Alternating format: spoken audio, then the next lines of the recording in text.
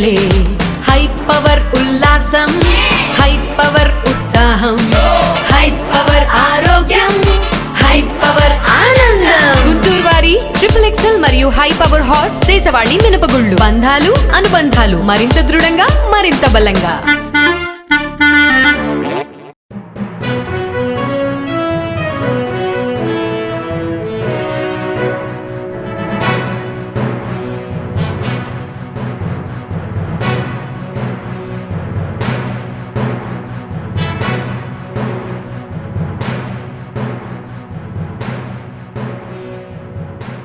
నమస్కారం, welcome to NXT G news.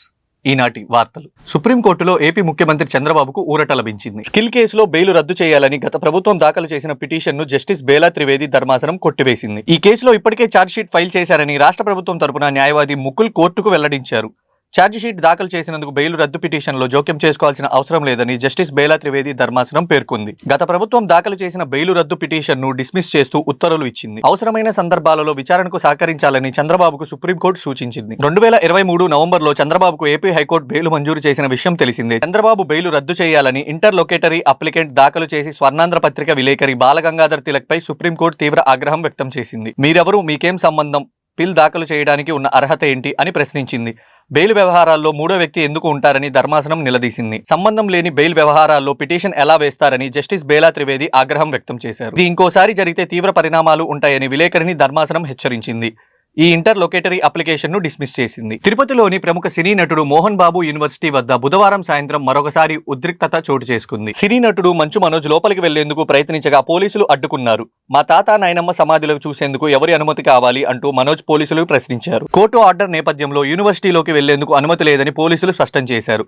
తాత నాయనమ్మ సమాధుల వద్దకు వెళ్లొద్దని కోర్టు ఆర్డర్ లేదని ఆయన అన్నారు. నన్ను ఎలా అడ్డుకుంటారు? గొడవ చేయాలనే ఉద్దేశం నాకు లేదు. అనవసరంగా ఎందుకు రాద్ధాంతం చేస్తున్నారు? అనుమతిస్తే సమాధుల వద్దకు వెళ్లి దండం పెట్టుకుని వచ్చేస్తా అని పోలీస్ అధికారులను మనోజ్ కోరారు. ఉన్నతాధికారులతో మాట్లాడి చెప్తామని పోలీసులు సమాధానం ఇచ్చారు. పోలీసులు అనుమతించకపోవడంతో మనోజ్ తీవ్ర అసహనం వ్యక్తం చేశారు. గేట్లు తీయండి అంటూ బిగ్గరగా కేకలు వేశారు. కాలేజీ ముందు ఉన్న దుకాణాలను తీవ్ర ఇబ్బందులకు గురి చేస్తున్నారని మండిపడ్డారు. అవ్వాతాతల సమాధుల వద్దకు వెళ్లేందుకు వీలైతే జిల్లా ఎస్పీ దగ్గరికి వెళ్తానని మనోజ్ తెలిపారు. పోలీసుల చర్చల అనంతరం ఎట్టకేలకు మనోజ్ దంపతులు బందోబస్తుల మధ్య తాత నాయనమ్మ సమాధుల వద్దకు వెళ్లి నివాళులు అర్పించారు. ఈ క్రమంలో మనోజ్, విష్ణు బౌన్సర్ల మధ్య తోపులాట జరిగింది. అక్కడే ఉన్న పోలీసులు పరిస్థితిని అదుపులోకి తీసుకొచ్చారు. వీటిని నేను క్వశ్చన్ చేశాను, మెసేజ్ చేశాను.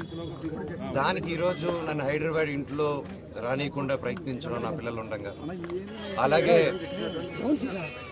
మా అమ్మగారి బర్త్డే రోజున వచ్చి ఆ చక్కెర పోయడం, మళ్ళీ నేను ఊర్లో ఆలగడ్డకి వెళ్ళిన వెంటనే మా అమ్మని బ్రెయిన్ వాష్ చేసి ఇక్కడ సైన్ పెట్టమని, ఆవిడకి ఏం తెలుస్తుంది, సైన్ టైప్ చేసుకుని సైన్ చేయమంటే చేస్తారు ఆవిడ పాపం. అలా చేయడం, ఇలాగ వరుసగా చేసుకుంటూ వచ్చి ఇది ఎంతవరకు దిగజారిందంటే 2 రోజుల నుంచి ఫ్యాన్స్ ఫాలోవర్స్ ఎంతో కష్టపడి ఎంతో ఖర్చు పెట్టుకొని, ఎందుకంటే వాళ్ళు కష్టపడితేనే డబ్బు వస్తుంది ఎవరికైనా, వాళ్ళందరూ అభిమానంతో అంత ఖర్చు పెట్టుకొని ఇక్కడ మా ఫొటోస్, మా లోకల్ లీడర్స్ ఫొటోస్ అందరిది పెట్టుకొని వెల్కమ్ స్వాగతం చెప్తూ విషెస్ చెప్తుంటే, వాళ్ళందరిది ఫస్ట్ రోజు రాత్రి 12వ తారీఖు 13వ రోజు రాత్రి పొద్దున చెప్పారు, అన్న ఇలా జరుగుతుందనంటే సరేరా గొడవ పెట్టుకోకండి, మన ఊరే కదా, పండగ పూటరా, అందరూ సంతోషంగా ఉండను. మళ్ళీ నెక్స్ట్ రోజు వచ్చి మేము వస్తున్నామని తెలియగానే మళ్ళీ హోర్డింగ్ వేశారు. మళ్ళీ ఈరోజు పొద్దున ఒక ట్రాక్టర్ పెట్టుకొని నాకు వీడియోలు చూపించారు. షాక్ అయ్యా నేను. ఒక ట్రస్ట్ ట్రాక్టర్ వెళ్తుంది, దాంట్లో 40 మంది వాళ్ళు ఢిల్లీ నుంచో తీసుకొచ్చినారు. ఒక్కొక్కడు ఉన్నాడు అలాగా. కాకపోతే చూడంగానే భలే పెరిగిపోయారు. ఎందుకు ఢిల్లీ నుంచి అంత బాడీలు వేసుకొచ్చారో, నన్ను చూడంగానే ఎందుకు అలా పారిపోయారో అర్థం కాలేదు. కాకపోతే నేను ఏ గొడవకు రాలేదు. ఆ రోడ్ల మీద చూస్తే మీరు పోలీసు లాఠీల్ని రౌడీలు పట్టుకొని తిరుగుతున్నారు. కోర్టు ఆర్డర్ వచ్చింది బౌన్సర్స్ ఉండకూడదని చెప్పి. క్యాంపస్ సెక్యూరిటీ ఉంటే ఓకే, క్యాంపస్ లో ఆర్మీ ఆఫీసర్స్ ఉన్నారు, గొప్ప గొప్ప సెక్యూరిటీ సిబ్బంది ఉంది, వాళ్ళందరికీ రెస్పెక్ట్ నాది. కాకపోతే వీళ్ళెవరో బయట నుంచి రౌడీలు తీసుకొచ్చేసి కేవలం నేను సిఐ గారి మాట, ఎస్ఐ గారి మాట, డిఎస్పీ గారి మాట, పోలీస్ సిబ్బంది మాట వినే నేను ఈరోజు వెనక తిరిగి వెళ్తున్నాను మర్యాదతో. అంతేగాని ఆ బౌన్సర్స్ని రౌడీల్ని రమ్మనని నేను ఒక్కడి చాలు వాళ్ళందరికీ. అర్థమైందా అండి? సో రావట్లేదు నేను. నెక్స్ట్ పోలీస్ స్టేషన్కి వెళ్తున్నాను. నాకు రాలేదండి. నాకు I didn't receive it yet. నేను ఈరోజు వస్తే నాకు జిరాక్స్ కాపీ ఇచ్చారు ఎస్ఐ గారు, ఆయన చూపిస్తున్నారా అది నాకు ఇవ్వండి సార్ అంటే తీసుకొని బయలుదేరా. నేను స్టేషన్కి వెళ్ళి ఏం ఫిర్యాదు చేయబోతున్నారు సార్ మీరు? అది నేను చెప్తానండి, స్టేషన్లో చేసిన తర్వాత మీకు కాపీ ఇస్తాను. వెళ్ళేదానికి ప్రయత్నించినప్పుడు మిమ్మల్ని అడ్డుకునే ప్రయత్నం చేశారు కదా సార్, ఎవరు అడ్డుకోవడం జరిగింది? వాళ్ళందరూ ఎవరైతే మీ కెమెరాలో క్యాప్చర్ చేశారో మీరు దయచేసి వాళ్ళు ఎవరు ఆధార్ ఇప్పుడు గోడ నుంచి కూడా దూకారు వాళ్ళు రౌడీలు. దూకి ఇప్పుడు మీరందరూ ఉన్నారని లాఠీ మీరు చూసారు కదా లాఠీల లాగా, వాళ్ళు ఎవరో తెలియదు. ఇందాక ముని గారు ఉన్నారు, నేను అగ్గిచ్చి ఇద్దరు ముగ్గురు అన్నాను, సురేంద్ర ముని, ఈ పాతలు అందరూ ఓకే మాకు తెలుసు. నేను పాతలు చెప్పినా ఆగిపోతా నేను, అంత వాళ్ళు బాధపడుతున్నారు, కంట్లో నీళ్ళు పెట్టుకుని ఉన్నారు. కాకపోతే వాళ్ళు ఎవరో కొత్త రౌడీలు వచ్చేసి ఎవరు అంటే మేము వినట్లేదు, మీరే చూశారు వాళ్ళ బిహేవియర్. టక్కన ఒకటి ఎక్కి దగ్గర రానగానే పారిపోయారు వాళ్ళు. మన ఊరు వాళ్ళు పారిపోరండి, మన లోకల్ వాళ్ళు అన్న అన్న అని మాట్లాడుకుంటారు.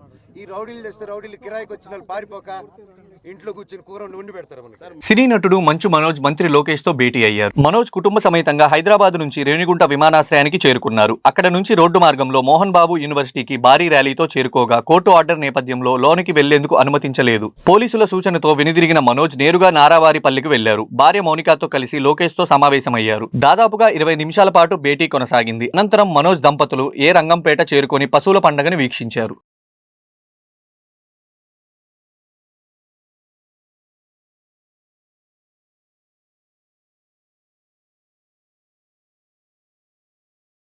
అండి నేను ఎప్పుడు వచ్చినా వెళ్తాను, మా ఊరు నారావారిపల్లి కూడా.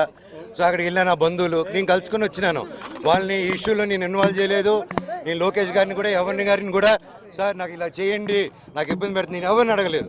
ఎందుకంటే ఇది నాది, నా ఒక్కడిది నేను డీల్ చేసుకుంటాను.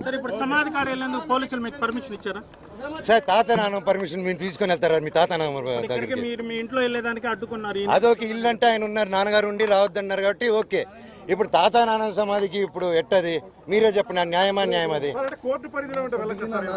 వెళ్ళకూడదు. నా కోర్టు ఆర్డర్ రాలేదన్నా, సర్టిఫికేట్ రాలేదు. ఇప్పుడు నాకు ఆయన జిరాక్స్ కాపీ ఇస్తే తప్ప అది వచ్చింది. నాకు first of all xerox copy ఆయనకి ఎవరు ఇచ్చారో తెలియాలి కదా. నేను స్టేషన్కి వెళ్ళి అదే అడుగుతాను. సర్టిఫికేట్ అది జిరాక్స్ కాపీ నాకు కోర్టు ఇచ్చింది, అలా బయట ఇవ్వకూడదు. ఆయన చేతికి ఎవరో లోపల నుంచి ఇచ్చి ఉంటారు కదా. నేను అప్పుడు సార్ని అడుగుతాను, సార్ ఆ పేరు ఇవ్వండి, నీకు ఫైల్ ద కంప్లైంట్. సో ఇప్పుడు నేను తాత నానమ్మ సమాధి దగ్గరికి వెళ్తున్నాను.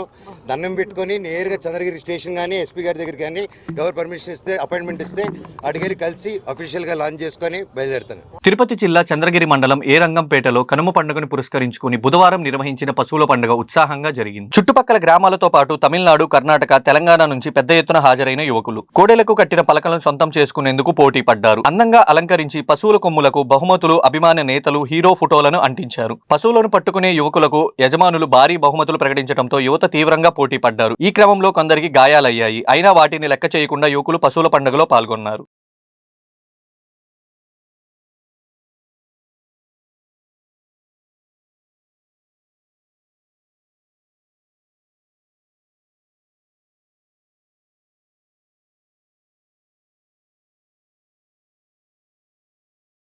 ఏపీ మంత్రి నారా లోకేష్ తన సతీమణి బ్రాహ్మణికి సంక్రాంతి వేడుక సందర్భంగా మంగళగిరిలో తయారు చేసిన చేనేత చీరను బహుమతిగా ఇచ్చారు. ఈ మేరకు ఆయన ఎక్స్లో పోస్ట్ చేశారు. ఇక్కడ చేనేత కార్మికుల నైపుణ్యం అద్భుతమైందని కొనియాడారు.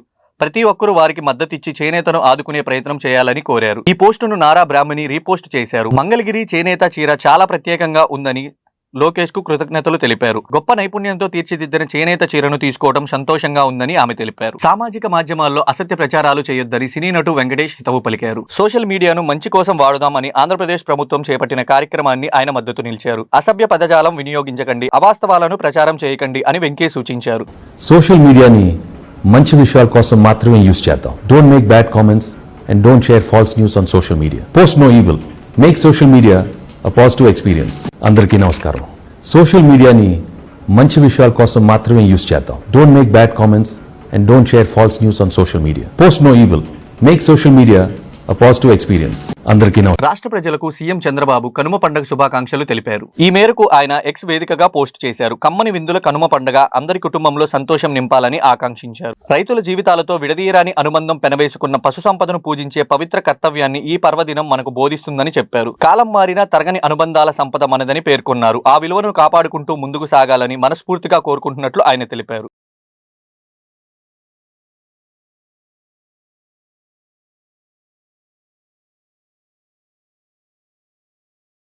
పండుగ వేళ నారా లోకేష్ సంచలన కామెంట్లు చేశారు. ఇసుక లిక్కర్ కుంభకోణాల్లో చాలా మంది త్వరలోనే జైలుకు వెళ్తారని స్పష్టం చేశారు. ఇందులో ఎలాంటి డౌట్ లేదని ఉద్ఘాటించారు. రెడ్ బుక్ ను మర్చిపోలేదని, తన పని చేసుకుంటూ పోతుందని ఆయన వ్యాఖ్యానించారు. బుధవారం నాడు చంద్రగిరి ముఖ్య నేతలు కార్యకర్తల సమావేశంలో మాట్లాడుతూ మంత్రి లోకేష్ త్వరలోనే బూత్ స్థాయి నుంచి పార్టీని పునర్నిర్మిస్తామన్నారు. కార్యకర్తలను అన్ని విధాలుగా ఆదుకుంటామని ఆయన అన్నారు. ఫీడ్బ్యాక్ తీసుకుని కష్టపడిన వారికి గుర్తింపునిస్తామని, ఫిబ్రవరి నుంచి పార్టీని బలోపేతం చేసే పని ప్రారంభిస్తున్నామని ఆయన వ్యక్తం చేశారు. గుంటూరు నగరపాలక సంస్థ ఆధ్వర్యంలో సంక్రాంతి సంబరాలు ఘనంగా కొనసాగుతున్నాయి. ఈ సంబరాల్లో భాగంగా బుధవారం కనుమ పండుగని పురస్కరించుకుని ఎన్టీఆర్ స్టేడియంలో గాలిపటాలు ఎగరవేసే కార్యక్రమం సందడిగా మారింది. ఈ సందర్భంగా నగర కమిషనర్ పులి శ్రీనివాసులు గాలిపటం ఎగరవేశారు. ఈ మేరకు ప్రదర్శించిన పలు సాంస్కృతిక కార్యక్రమాల్లో వీక్షకులను విశేషంగా అలరించాయి.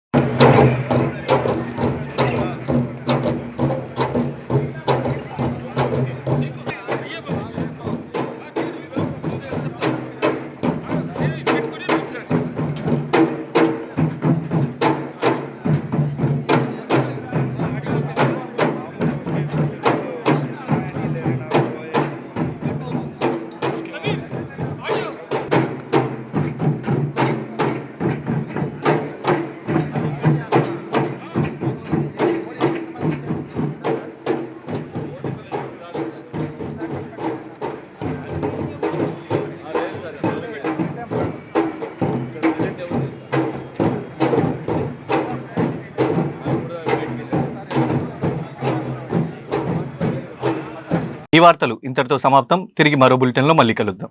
నమస్కారం.